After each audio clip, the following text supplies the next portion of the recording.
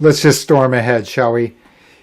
Welcome back to GH2 Unfiltered Masterclass of Medicare ABCs. So now, if you've watched the prior sessions, you have a good, very good understanding of the components to the decisions, the factors in making decisions when it comes to Medicare, how important it is. Okay, but now then, how do you get all these jigsaw pieces together into the form that you want? And that's what this session is about. So putting together, first is eligibility and enrollment planning, the first section here of this slide. Ideally, and I know we don't live in an ideal world, you'll have reached out to me more than 2 years prior to the first person becoming Medicare eligible. And the reality is you want to reach out to me the December or November of the year prior to that year. Do you see what I'm saying? So in other words, if you're 65 this year, you would want to reach me not 2 years ago, but the December of 2018. Okay. And the simple reason is that because of the fact that health insurance is a tax-related matter, there's going to be income planning matters. And by income, what I mean is taxable income planning components. For some people, this is going to be important, right? Because as you could see from prior slides, where are we? You can see it here. In other words, down over here is a monthly premium, and you're talking about higher premiums for persons with higher household incomes. And Part D isn't too bad, but you can see Part B, notably more expensive a month. Notably, more than $350 a month more expensive for Part B. So to the degree, and you can see the mistake I'm trying to prevent or what I'm trying to optimize in your favor, which is I want to come up to 176. I don't want to go over 176 because that triggers off $600 extra of premium. And if we can avoid it, I'll help you do that. So let's keep going on. Let's just see if we can get back to the right slide. And yes. There are other issues here, which is that in addition to IRMA under Medicare, there's also the ripple effect of the Affordable Care Act. So now let's say, for example, you're 63 and going to turn 65 in 2 years, and you've got a 62-year-old spouse. Well, we're going to have to do something about the spouse from the time they're 64 to 65. And now you can see more and more ripple effects. Because the reality is, if you're at an income level where you're considering working or not, or retiring, the extra cost of the health insurance for the spouse at 64 can be either zero, or it can be, $18,000 a year. The difference between this can be the factor that decides whether or not you decide on retiring when you turn 65, or if you want to delay for a year. It's that big. Last point there, which is that third subpoint, HSA. It matters here. So now you can understand that many employers are offering health insurance with HSA accounts. If you read my favorite book on Medicare, it's in there, which is two things. Number one, you cannot exceed and keep contributing to your HSA beyond a certain point. And that point is you cannot turn on your Part A and simultaneously contribute to your HSA. Your employer can do so on your behalf. You cannot, because that would be a double dipping as far as tax goes. In addition to that if you delay as a result of wanting to keep your HSA, you work for a large employer and you've got a younger spouse, so as a result, you want to keep that spouse on the company health insurance, and then you decide to retire. What is really deep in the weeds is they backdate Part A to 6 months prior. And as a result, that also has the ripple effect on your contributions to HSA. Complicated stuff. It's why planning early matters. You want to continue on. Let's just continue on and consider if you're employed. So we're going to have a world where people work beyond 65 because full retirement age is going to 67. If you're at a small employer, here are your guidelines. You want to check to see if you can or should cancel and go to individual Medicare. The reality is, for most of you, the answer is going to be yes. The simple reason is cost. Some way, somehow, small employer, small group plans, 64-year-old, you're talking about $900 a month plus for far weaker coverage, far weaker than Medicare. So for that person, quite a slam dunk. That said, right, the employer cannot force you out. That would be not allowed under regulations. So you can stay. The question is, should you stay? At large employers, similar type of thing, but less so. But let's just take an example, and this kind of thing happens. Let's say you are a person with macular degeneration. You require very expensive shots, and as a result, the out-of-pocket costs under your large employer plan, even if the large employer is paying for your premium in, let's say, 80%, leaving you with only 20%, that still, when you add up the nickels and dimes of costs, individual Medicare can be superior. Let's not assume, let's not make any presumptions here. Now, there are other caveats, and the reason that you just can't make these sweeping generalizations is here. The third subpoint is big caveat. Group plans usually have no Part D coverage gap. You've got to pay attention. If you're the active employee, this is the case. There's no Part D coverage gap inside of employer-sponsored plans. So if that defines, if that drives all of your out-of-pocket costs, then you may want to stay on your group plan. It's why I don't say, you don't want to use words always or never. Two words I generally don't use.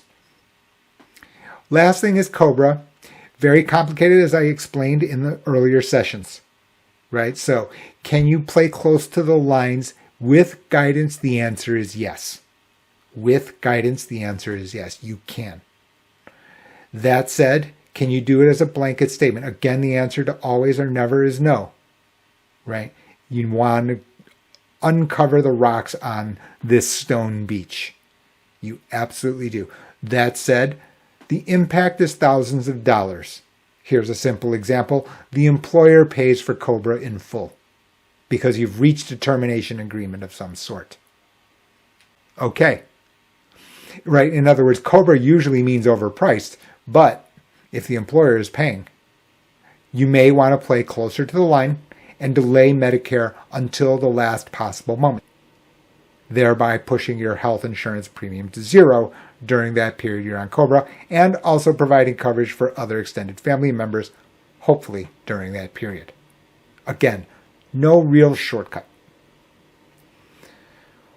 Once you've made the decision to apply for Medicare, you've got to do so. And, you can go onto ssa.gov.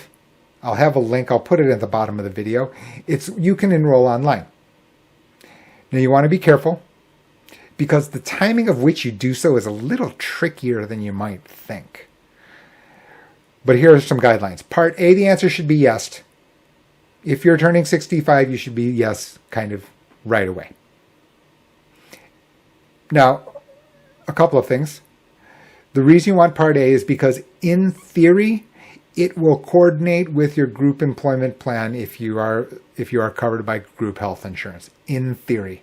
In practice, I find this difficult, meaning that, it's very difficult to find out, okay, who's primary, who's secondary. It differs if you're a small employer or a large employer or on disability and large employer. It's a crazy crazy set of tasting chop suey, right, with all sorts of moving parts.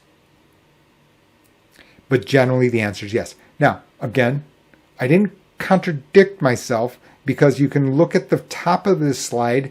There are still going to be exceptions about the HSA exception. You'll want to be careful. Part B will depend on cost and whether or not you will drop an employer-sponsored plan. Generally speaking, if you're going to be on an employer-sponsored plan, I don't suggest Part B, because you would save on the premium, which is $148.50 for most, but going up to $505 a month. So now you can understand you're the highly paid, principal of a small partnership. Okay? In which case you may exceed that number. Well, now I want to stay with my group plan if the employer is paying. It's simply mathematics sense. Okay? It's also why I don't just make sweeping generalizations. But those are certainly good guidelines for putting it together. Let's move on to the second slide. So now you've enrolled in Medicare. Now here are your questions about how to think through Medicare Advantage versus Medigap, Part D, and then what else happens. So here again, guidelines. Serious pre-existing condition, I don't suggest messing around. You're on Medigap. Who are you? ESRD. Generally speaking, you're on Medigap. You have pre-existing conditions which you know the Medigap carriers will reject you in the future. MS, Parkinson's, internal cancer, right? The reality is you're going to have medications and further testing. Diabetes type 1, getting kind of close. But generally speaking, still Medigap. Why? Because candidly speaking, if you let the open enrollment period expire, and then later you try to go back and enroll in Medigap, your answer is very likely to be no. So, you get your clean, unencumbered, unrestricted shot when you first are eligible for Part B, and as a result, that's your time. And don't let this window pass by unless you are very intentionally doing so. Don't get me wrong. I have sat there side by side and said, okay, we're going to have to bite the bullet and still not enroll in Medigap. They may have financial reasons for doing so. If you're Miss Perfect, actually, the strange thing is that it's actually a little bit more complicated. Because the reality is now you have a difficult choice, which is a math of money choice. And it's not my role to infuse my values on what you should do with your money. That's your money and for you to decide, and you alone, or you and your extended family to decide. So it does depend on your financial status. And it then also depends on your private adversity to risk. Some people, look, I want this thing in stone. I don't care what the price is, even if I have to go out to Applebee's once less a month. Well, I guess $100, maybe 3 times less a month. Okay? So my point is that I'm not there to value your dollar. I'm just here to tell you what the parameters, what the risk looks like. What are the situations that you could face? From there, I turn it over to you. I'm a waiter, right? Still or sparkling, red or white. I'm going to be fine there. Nevertheless, Miss Perfect has the ability, because that person has no medications and never goes to the doctor, right? They're going to be able to switch to Medigap, assuming that everything stays the same. But nevertheless, the way that I generally say is if financial matters are not the defining reason or restraint, I generally start with Medigap because of the flexibility feature. Flexibility to change your mind is far superior under Medigap. Far superior, because you have the free, unrestricted, one-way path to Medicare Advantage. You cannot necessarily say that the other way around unless you qualify for a special enrollment period. That alone is some of the premium financial difference. It should be understood this way. This is not splitting atoms. Just put on your common sense hat, right? I get the one-way free right. I don't have the right necessarily to go this way. This way is more valuable, and it's more valuable financially. Where can I be wrong? Let's go to the second section here on this slide. High prescription costs. So, if you're prescribed a very, very expensive prescriptions, all bets are kind of off. And the reason I say this is that what isn't really revealed in YouTube videos generally, it is in the book. It is in the book. I make the point in the book. Which is, let's not live under the assumption that standalone Part D plans have better coverage than Medicare Advantage. This is almost never the case. Almost never. I didn't use the word never. And the reason is the mechanism that I described about Medicare Advantage. What happens is the government pays Medicare Advantage carriers an allowance. The Medicare Advantage carriers, that's the smart guy in the room. What are they doing? They're going, you want to know what? You want to know how we get more policyholders? Well, the practical reality is we drive down their prescription costs. And how do we do that? We take some of our allowance and use it to enhance the prescription drug benefits. And that's exactly what they've done. Exactly what they've done. To the benefit of the policy owners. It is very common for me to find Part D versus Medicare Advantage prescription benefits. And this is lower cost than this. Very, very common. Don't be surprised. And so as a result, what I'm saying is, as your medication costs are much higher. Now, I did not say the medications that cost, $15,000 a month.